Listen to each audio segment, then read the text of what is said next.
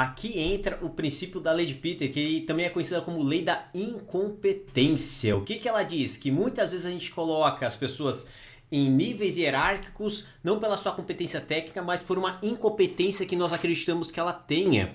Olha só que interessante, muitas vezes a gente começa a ver um talento prosperando, se desenvolvendo por seus resultados, por seus indicadores, mas muitas vezes essa avaliação é sobre aquela atividade no qual ele foi contratado, naquela atividade onde ele tem grande performance e ele faz a diferença. E nós, quando temos ali uma oportunidade de liderança, a gente alça esse profissional para cima. Só que muitas vezes liderar não é a área de competência e performance desse profissional. E muitas vezes a gente tem líderes incompetentes gerindo times competentes. E aí começa a transtornar toda a organização. A área de liderança precisa ter skills, comportamentos, necessidades bem específicas a serem atendidas. E se o recrutamento for interno, a gente precisa avaliar esses tipos de habilidades, competências. E não somente aquele histórico que o profissional tem dentro daquela atividade técnica que ele já executa, no qual ele entrega.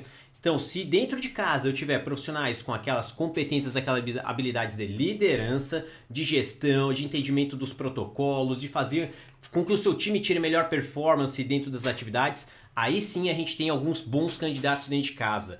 Um exemplo muito comum que ele tem se usado ultimamente, Arthur, é no seriado The Office, que tem o Michael.